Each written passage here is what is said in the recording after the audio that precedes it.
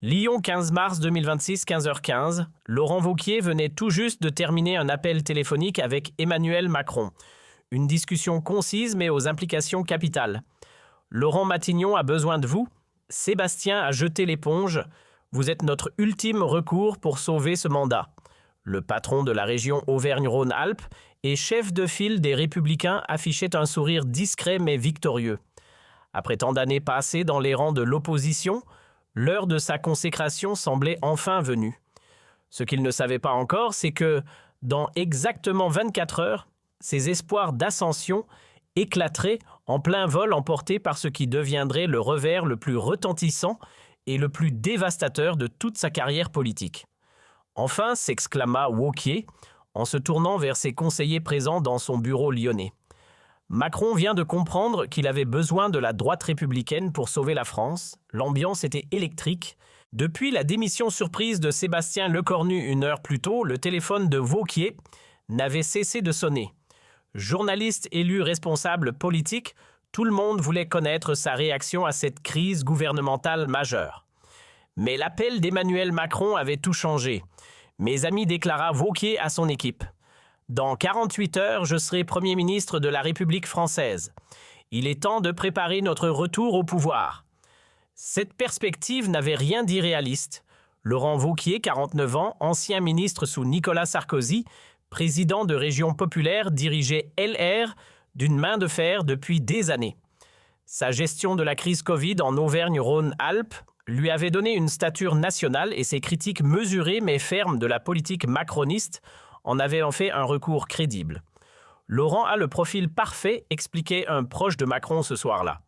Il incarne la droite républicaine classique. Il a l'expérience gouvernementale et surtout, il peut nous apporter les voix LR dont nous avons besoin à l'Assemblée pour gouverner. Cette alliance LR-Macron était dans l'air depuis des mois. Face à la montée de Le Pen et Mélenchon, les partis centristes cherchaient à faire bloc. La démission de Lecornu offrait l'occasion rêvée de concrétiser cette union. Nous allons former le gouvernement le plus stable depuis le début du quinquennat, se réjouissait-il. Fini le temps des compromissions avec l'extrême gauche ou l'extrême droite. La France mérite mieux que ça. Les préparatifs commencèrent immédiatement. Wauquiez convoqua une réunion d'urgence avec les dirigeants LR. Il fallait préparer la future équipe gouvernementale, définir les priorités politiques et surtout gérer la communication autour de cette alliance historique. C'est un moment crucial pour notre famille politique, expliquait-il au cadre LR rassemblé dans les locaux du parti à Lyon. Nous avons l'opportunité de revenir au pouvoir dans des conditions honorables, avec un vrai programme, une vraie légitimité. Les présents étaient enthousiastes mais prudents. Es-tu certain que Macron ne va pas changer d'avis ? Demandait Aurélien Pradier, secrétaire général du parti. Oui, répondit Wauquiez avec assurance. Il n'a pas le choix. Sans nous, son quinquennat est fini. Cette confiance n'était pas infondée. Les sondages montraient que seule une alliance Macron-LR pourrait rassembler une majorité stable à l'Assemblée nationale. Et Laurent Wauquiez était effectivement le dirigeant LR le plus respecté, capable de faire accepter cette alliance à sa base. Nous négocierons d'égal à égal, précisait-il à ses troupes. Pas question d'être les supplétifs de Macron. Nous voulons des ministères régaliens, un vrai poids dans les décisions et l'assurance que nos valeurs seront respectées. La soirée se prolongea tard dans la nuit. Wauquiez et son équipe travaillaient sur tous les détails, composition du gouvernement, programme politique, stratégie de communication. L'ancien président de l'Union pour un mouvement populaire habitué aux négociations de haut niveau orchestrait tout avec une précision d'horloge. Demain matin, je prends le premier avion pour Paris, annonçait-il vers minuit. À 10h pile, j'ai rendez-vous à l'Élysée pour finaliser les accords. À 15h, nous ferons une déclaration commune avec le président. Et demain soir, je dors à Matignon. L'emploi du temps était parfaitement huilé. Wauquiez avait même prévu l'annonce de sa nomination aux principales rédactions, la composition de son cabinet et les premiers dossiers à traiter en urgence. Laurent est dans son élément, observait un conseiller. Il a attendu ce moment toute sa vie. Voir comment il gère cette transition montre qu'il était vraiment fait pour ce poste. Effectivement, Wauquiez rayonnait. Après des années d'opposition parfois difficiles, après les échecs électoraux répétés de la droite, il allait enfin pouvoir mettre ses idées en pratique au plus haut niveau de l'État. Cette nomination va redonner espoir à tous ceux qui croient encore aux valeurs républicaines, déclarait-il à la presse locale avant de partir pour Paris. La France a besoin d'un gouvernement sérieux expérimenté qui ne se contente pas de faire de la communication, mais qui agit vraiment. Le voyage en avion vers la capitale fut triomphal. Wauquiez était accompagné de ses principaux collaborateurs. Tous galvanisés par cette perspective. Les journalistes présents dans l'avion notaient son assurance, sa sérénité, sa préparation minutieuse. Il ne montre aucun signe de stress, rapportait un reporter de France Inter. Laurent Wauquiez semble vraiment prêt à assumer cette responsabilité historique. L'arrivée à Roissy fut un événement médiatique. Une meute de journalistes attendait le futur Premier ministre. Wauquiez, élégant dans son costume sombre, répondait aux questions avec le sourire et l'assurance de celui qui maîtrise parfaitement son sujet. « Monsieur Wauquiez, comment envisagez-vous cette alliance avec Emmanuel Macron ?»« Dans l'intérêt supérieur de la France, répondait-il. Nous traversons une période difficile et il faut savoir dépasser les clivages partisans pour rassembler les Français autour de l'essentiel. Quelles seront vos premières mesures ? Nous nous concentrerons sur l'économie, la sécurité et la réconciliation nationale. La France mérite un gouvernement qui agit plutôt qu'un gouvernement qui communique. » Chaque réponse était pesée, chaque mot calculé. Wauquiez donnait l'impression d'un homme d'État déjà en fonction, maîtrisant parfaitement les codes et les enjeux. Direction l'Élysée 16e, mars 2026, 9h30. Il est arrivé avec 15 minutes d'avance au palais présidentiel. Un symbole, il ne fallait surtout pas faire attendre Emmanuel Macron pour ce rendez-vous crucial. Monsieur le futur Premier ministre plaisantait un huissier de l'Élysée en l'accueillant. Wauquiez souriait détendu. Il avait passé la nuit à étudier les dossiers, à préparer ses arguments, à anticiper les questions du président. Lyon, 15 mars 2026, 15h15. Laurent Wauquiez venait tout juste de terminer un appel téléphonique avec Emmanuel Macron. Une discussion concise mais aux implications capitales. Laurent Matignon a besoin de vous. Sébastien a jeté l'éponge. Vous êtes notre ultime recours pour sauver ce mandat. Le patron de la région Auvergne-Rhône-Alpes et chef de file des Républicains affichait un sourire discret mais victorieux. Après tant d'années passées dans les rangs de l'opposition, l'heure de sa consécration semblait enfin venue. Ce qu'il ne savait pas encore, c'est que, dans exactement 24 heures, ses espoirs d'ascension éclateraient en plein vol emportés par ce qui deviendrait le revers le plus retentissant et le plus dévastateur de toute sa carrière politique. Enfin, s'exclama Wauquiez en se tournant vers ses conseillers présents dans son bureau lyonnais. Macron vient de comprendre qu'il avait besoin de la droite républicaine pour sauver la France. L'ambiance était électrique. Depuis la démission surprise de Sébastien Lecornu une heure plus tôt, le téléphone de Wauquiez n'avait cessé de sonner. Journaliste élu responsable politique, Lyon, 15 mars 2026, 15h15. Laurent Wauquiez venait tout juste de terminer un appel téléphonique avec Emmanuel Macron. Une discussion concise mais aux implications capitales. Laurent Matignon a besoin de vous. Sébastien a jeté l'éponge. Vous êtes notre ultime recours pour sauver ce mandat. Le patron de la région Auvergne-Rhône-Alpes et chef de file des Républicains affichait un sourire discret mais victorieux. Après tant d'années passées dans les rangs de l'opposition, l'heure de sa consécration semblait enfin venue. Ce qu'il ne savait pas encore, c'est que, dans exactement 24 heures, ses espoirs d'ascension éclateraient en plein vol emportés par ce qui deviendrait le revers le plus retentissant et le plus dévastateur de toute sa carrière politique. Enfin, s'exclama Wauquiez en se tournant vers ses conseillers présents dans son bureau lyonnais. Macron vient de comprendre qu'il avait besoin de la droite républicaine pour sauver la France. L'ambiance était électrique. Depuis la démission surprise de Sébastien Lecornu une heure plus tôt, le téléphone de Wauquiez n'avait cessé de sonner. Journaliste élu responsable politique, tout le monde voulait connaître sa réaction à cette crise gouvernementale majeure. Mais l'appel d'Emmanuel Macron avait tout changé. Mes amis, déclara Wauquiez à son équipe. Dans 48 heures, je serai Premier ministre de la République française. Il est temps de préparer notre retour au pouvoir. Cette perspective n'avait rien d'irréaliste. Laurent Wauquiez, 49 ans, ancien ministre sous Nicolas Sarkozy, président de Région populaire, dirigeait LR d'une main de fer depuis des années. Sa gestion de la crise Covid en Auvergne-Rhône-Alpes lui avait donné une stature nationale et ses critiques mesurées mais fermes de la politique macroniste en avaient en fait un recours crédible. Laurent a le profil parfait, expliquait un proche de Macron ce soir-là. Il incarne la droite républicaine classique. Il a l'expérience gouvernementale et surtout, il peut nous apporter les voix LR dont nous avons besoin à l'Assemblée pour gouverner. Cette alliance LR-Macron était dans l'air depuis des mois. Face à la montée de Le Pen et Mélenchon, les partis centristes cherchaient à faire bloc. La démission de Lecornu offrait l'occasion rêvée de concrétiser cette union. Nous allons former le gouvernement le plus stable depuis le début du quinquennat, se réjouissent-ils. Fini le temps des compromissions avec l'extrême gauche ou l'extrême droite. La France mérite mieux que ça. Les préparatifs commencèrent immédiatement. Wauquiez convoqua une réunion d'urgence avec les dirigeants LR. Il fallait préparer la future équipe gouvernementale, définir les priorités politiques et surtout gérer la communication autour de cette alliance historique. C'est un moment crucial pour notre famille politique, expliquait-il au cadre LR rassemblé dans les locaux du parti à Lyon. Nous avons l'opportunité de revenir au pouvoir dans des conditions honorables, avec un vrai programme, une vraie légitimité. Les présents étaient enthousiastes mais prudents. Es-tu certain que Macron ne va pas changer d'avis ? Demandait Aurélien Pradier, secrétaire général du parti. Oui, répondit Wauquiez avec assurance. Il n'a pas le choix. Sans nous, son quinquennat est fini. Cette confiance n'était pas infondée. Les sondages montraient que seule une alliance Macron-LR pourrait rassembler une majorité stable à l'Assemblée nationale. Et Laurent Wauquiez était effectivement le dirigeant LR le plus respecté, capable de faire accepter cette alliance à sa base.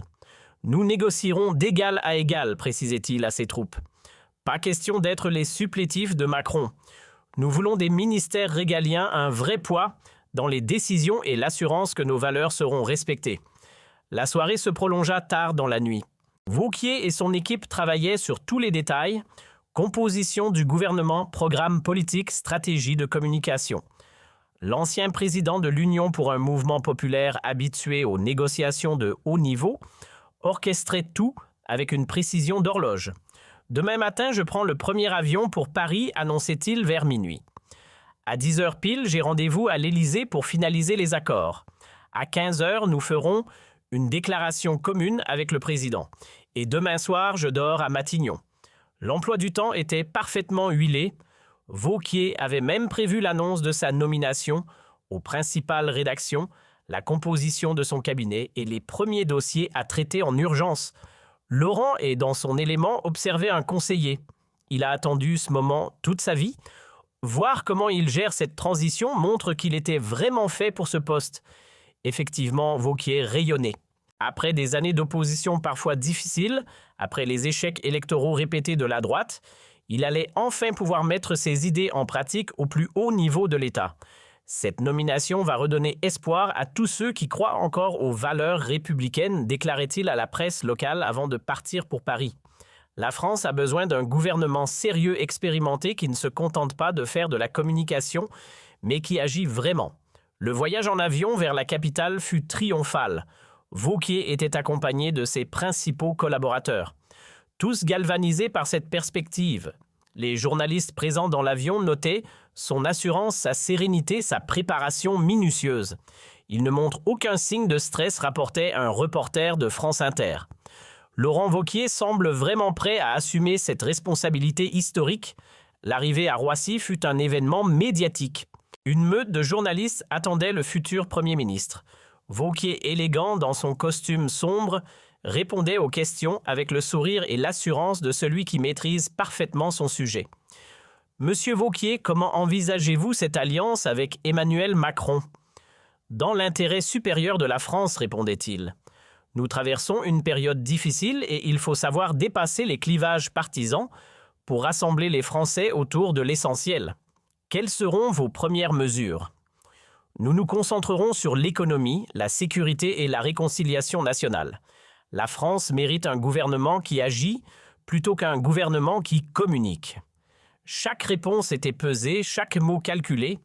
Wauquiez donnait l'impression d'un homme d'État déjà en fonction, maîtrisant parfaitement les codes et les enjeux. Direction, l'Élysée 16e, mars 2026, 9h30. Il est arrivé avec 15 minutes d'avance au palais présidentiel. Un symbole, il ne fallait surtout pas faire attendre Emmanuel Macron pour ce rendez-vous crucial. Monsieur le futur Premier ministre plaisantait un huissier de l'Élysée en l'accueillant. Wauquiez souriait détendu. Il avait passé la nuit à étudier les dossiers, à préparer ses arguments, à anticiper les questions du président. L'entretien avec Macron était prévu pour durer 2 heures. Il s'agissait de finaliser tous les détails composition du gouvernement, répartition, des portefeuilles, programmes communs, calendrier législatif. Wauquiez était venu avec un dossier complet, fruit du travail de toute la nuit. Emmanuel était impressionné par sa préparation, confiera plus tard un conseiller de l'Élysée.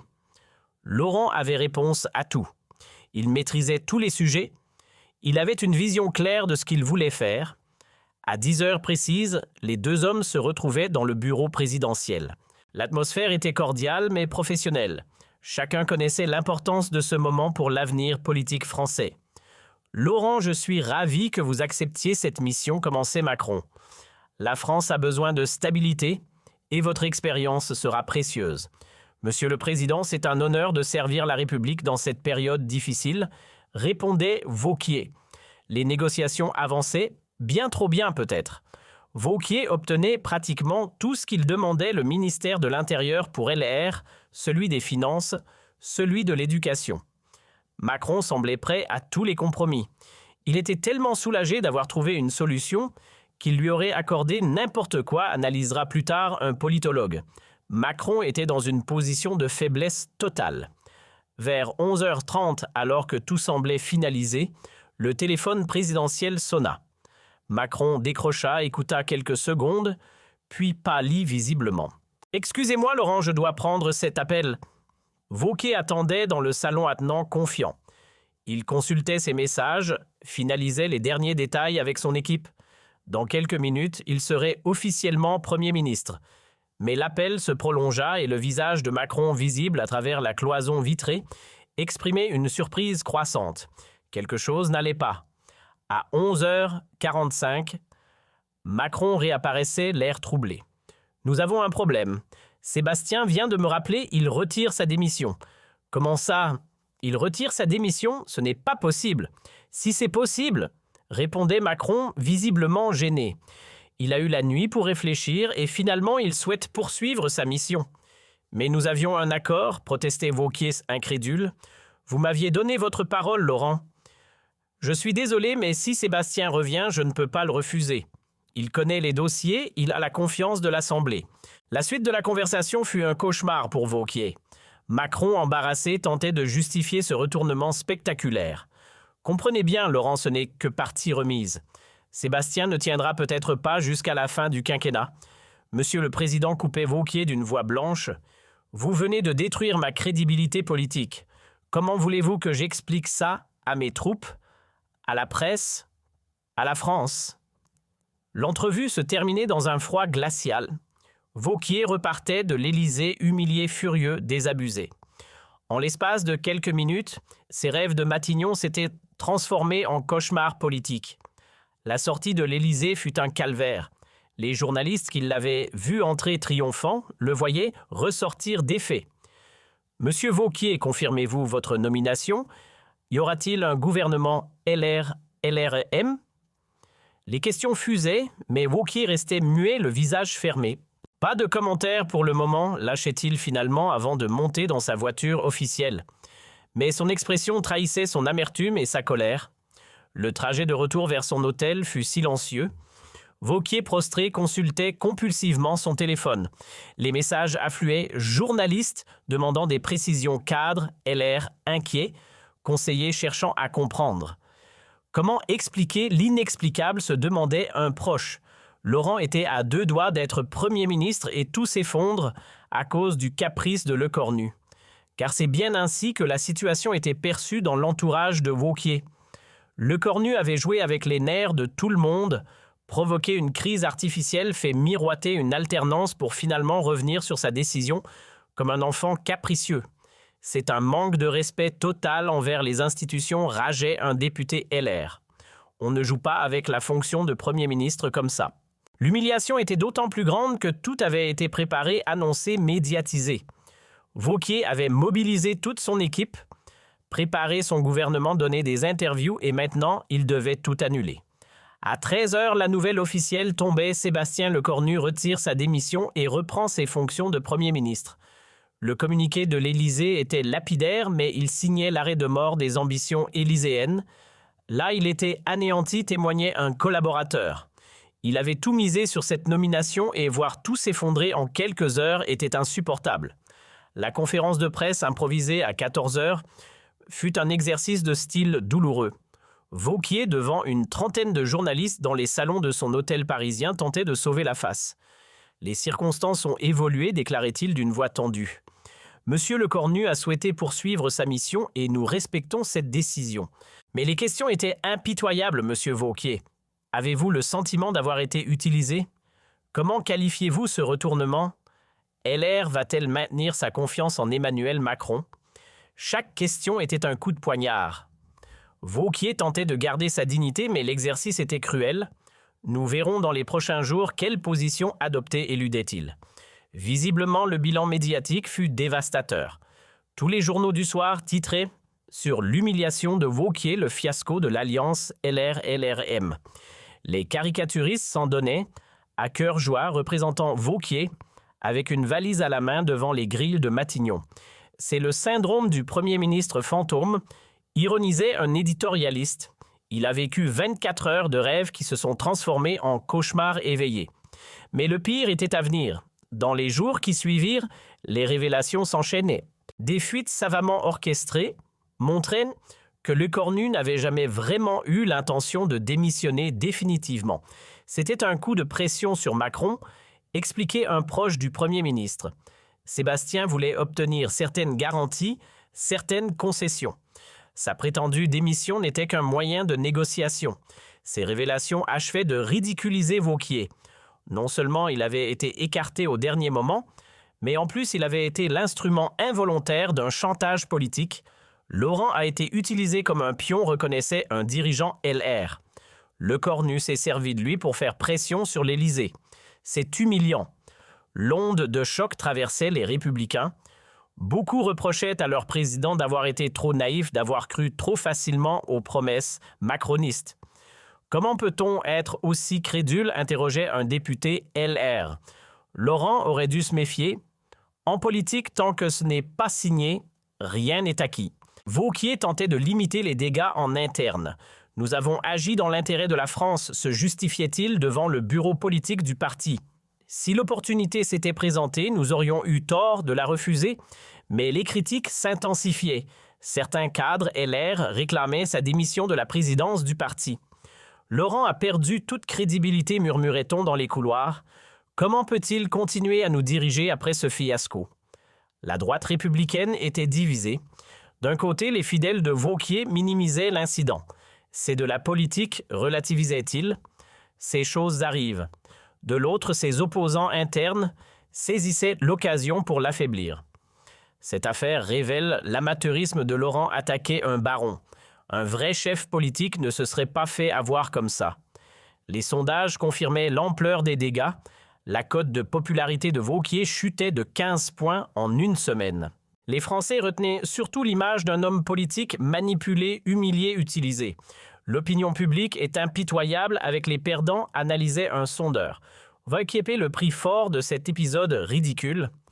3 semaines après le fiasco, Wauquiez tenta un retour lors d'un grand meeting à Lyon devant 2000 militants LR. Il essayait de reprendre l'offensive. « Mes amis, nous avons vécu des moments difficiles, admettait-il, mais nous ne devons pas nous laisser abattre. La droite républicaine a encore son rôle à jouer dans l'avenir de la France. » Mais l'ambiance n'était plus la même. Les applaudissements étaient moins nourris, les sourires moins spontanés. L'autorité de Wauquiez était durablement écornée. Laurent essaie de faire comme si rien ne s'était passé, observait un militant. Mais tout le monde a en tête ces 24 heures où il s'est fait humilier publiquement. Les conséquences politiques étaient lourdes. L'alliance LRM-LR, qui semblait possible quelques semaines plus tôt, était désormais impensable. La méfiance régnait entre les deux camps. Après ce qui s'est passé avec Laurent, comment faire confiance à Macron, s'interrogeait un cadre LR. Il nous a manipulés, une fois il recommencera. Du côté macroniste, on tentait de minimiser l'incident. C'était un malentendu, prétendait un ministre. Les circonstances ont évolué rapidement, c'est tout. Mais dans les faits, cette affaire avait durablement compliqué les relations entre le centre et la droite.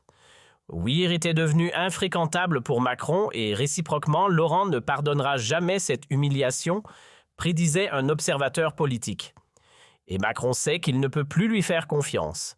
6 mois plus tard, lors du congrès LR de décembre 2026, les cicatrices n'étaient pas encore refermées. Ouir faisait face à plusieurs candidats pour sa succession à la tête du parti. « L'affaire Matignon nous poursuit encore », reconnaissait un délégué. Laurent reste marqué par cet épisode. Beaucoup se demandent s'il peut encore nous mener à la victoire. La campagne interne fut acharnée. Les adversaires de Ouir n'hésitaient pas à rappeler son fiasco de mars. Lyon, 15 mars 2026, 15h15. Laurent Wauquiez venait tout juste de terminer un appel téléphonique avec Emmanuel Macron.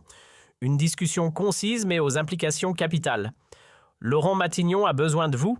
Sébastien a jeté l'éponge. Vous êtes notre ultime recours pour sauver ce mandat. Le patron de la région Auvergne-Rhône-Alpes et chef de file des Républicains affichait un sourire discret mais victorieux. Après tant d'années passées dans les rangs de l'opposition, l'heure de sa consécration semblait enfin venue. Ce qu'il ne savait pas encore, c'est que, dans exactement 24 heures, ses espoirs d'ascension éclateraient en plein vol emportés par ce qui deviendrait le revers le plus retentissant et le plus dévastateur de toute sa carrière. Lyon, 15 mars 2026, 15h15. Laurent Wauquiez venait tout juste de terminer un appel téléphonique avec Emmanuel Macron. Une discussion concise mais aux implications capitales. Laurent Matignon a besoin de vous. Sébastien a jeté l'éponge. Vous êtes notre ultime recours pour sauver ce mandat. Le patron de la région Auvergne-Rhône-Alpes et chef de file des Républicains affichait un sourire discret mais victorieux. Après tant d'années passées dans les rangs de l'opposition, l'heure de sa consécration semblait enfin venue. Ce qu'il ne savait pas encore, c'est que, dans exactement 24 heures, ses espoirs d'ascension éclateraient en plein vol emportés par ce qui deviendrait le revers le plus retentissant et le plus dévastateur de toute sa carrière politique. Enfin, s'exclama Wauquiez en se tournant vers ses conseillers présents dans son bureau lyonnais. Macron vient de comprendre qu'il avait besoin de la droite républicaine pour sauver la France. L'ambiance était électrique. Depuis la démission surprise de Sébastien Lecornu 1 heure plus tôt, le téléphone de Wauquiez n'avait cessé de sonner. Journaliste élu responsable politique, tout le monde voulait connaître sa réaction à cette crise gouvernementale majeure. Mais l'appel d'Emmanuel Macron avait tout changé. Mes amis, déclara Wauquiez à son équipe. Dans 48 heures, je serai Premier ministre de la République française. Il est temps de préparer notre retour au pouvoir. Cette perspective n'avait rien d'irréaliste. Laurent Wauquiez, 49 ans, ancien ministre sous Nicolas Sarkozy, président de Région populaire, dirigeait LR d'une main de fer depuis des années. Sa gestion de la crise Covid en Auvergne-Rhône-Alpes